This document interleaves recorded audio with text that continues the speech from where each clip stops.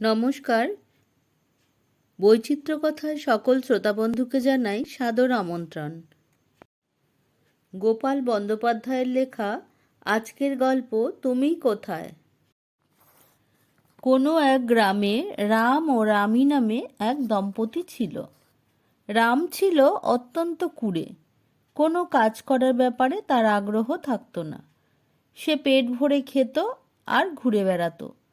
তার বউ এবেলা ওবেলা তাকে যা নয় তাই বলতো, কিন্তু সে তার কথা গায়ে মাখত না। একদিন বাড়িতে চাল ছিল না। রামী রান্না না করে বসেছিল। খাওয়ার সময় রাম ঘরে ঢুকে রামীকে খেতে দিতে বলল। রামী অন্যদিনের মতো সেদিনও যা নয় তাই বলল। অনেক কথা শোনার পর রামী বলল, তুমি কোনো কাজের নও। কোনো কাজ তুমি যদি না করো তাহলে আমি একা এই সংসার কতদিন চালাবো। এরপর থেকে তুমি যদি কিছু কাজ না করো, চাল ডাল নুন তেলের ব্যবস্থা যদি না করো, তাহলে আমি তোমাকে খাওয়াতে পারবো না। খাটতে যদি না পারো, চুরি করো, রামী বলেছিল।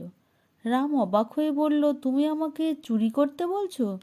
চুরি করা মহাপাপ, তা জানো। তাছাড়া সবাই কি চুরি করতে পারে? আমি কি পারবো? সম্ভব নয়। ওসব কথা বললে তো হবে না। আমি যা বলছি তুমি যদি তা না করো, তাহলে তোমাকে ঝাঁটা মেরে দূর করে দেব। বলে রামী নাকের ডগায় ঝাঁটাটা ছুঁড়ে মারল। রাম রীতিমতো ভয় পেয়ে বলল, দেখো রামী, আমি তো চুরি করতে জানি না, তুমি আমাকে শিখিয়ে দাও। সন্ধ্যের পর অনেকে খেতে কাজকর্ম করে। সে সময় সুযোগ বুঝে কারো গোলা থেকে অথবা কারো বাড়ি থেকে ধান চুরি করে নিয়ে এসো, রামী বলল। রাম স্ত্রীর কথা মতো শুরু করে দিল চুরি করা। রাম একদিন যার বাড়িতে চুরি করত তার বাড়িতে আর কোনোদিন চুরি করতে যেত না। এমনকি অন্য কোনো দামি জিনিস চোখে পড়লেও তা সে নিত না। সে শুধু খাবার চুরি করত। কিছুদিন পরে গ্রামের সবাই বুঝতে পারল যে ধান চাল চুরি হচ্ছে। ওরা চোরকে ধরার জন্য প্রস্তুতি নিল। গ্রামে কারা আসছে কারা যাচ্ছে সেদিকে সবসময় সতর্ক দৃষ্টি রাখল। একদিন রাম গ্রাম প্রধানের বাড়িতে চুরি করতে গেল। সেদিন রাম গ্রামবাসীদের চোখে পড়ে গেল। ওরা তাকে ওই বাড়ির সঙ্গে থামের সঙ্গে বেঁধে চোখে চোখ রাখল যাতে সে না পালায়। অনেকক্ষণ পরে রাম যখন ফিরল না, তখন রামী চিৎকার করে ডাকতে লাগলো, তুমি কোথায়?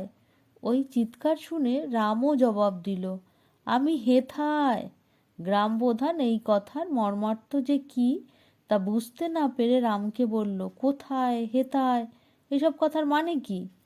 রাম গ্রাম প্রধানকে সমস্ত কথা জানিয়ে দিল।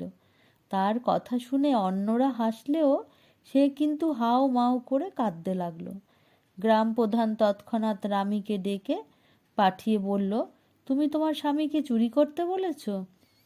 তাকে গায়ে গতরে খেটে রোজগার করতে বলতে পারোনি? গ্রাম প্রধান রামীকে ধমক দিয়ে এই ধরনের কথা বলার পর রামের মনে দুঃখ হলো। তারপর থেকে তার মনের পরিবর্তন দেখা দিল। সে অন্যদের মতো পরিশ্রম করে রোজগার করে দিন যাপন করতে লাগলো। তার জীবনে বিরাট পরিবর্তন দেখা দিল। সে আর অতীতের মতো না চলে পরিশ্রম করে চলতে লাগলো। আমার গল্পটা এখানেই শেষ করলাম। বন্ধুরা, এই গল্পটা যদি তোমাদের ভালো লেগে থাকে তাহলে অবশ্যই লাইক শেয়ার ও কমেন্ট করো, আর আমার চ্যানেলটিকে সাবস্ক্রাইব করতে ভুলো না।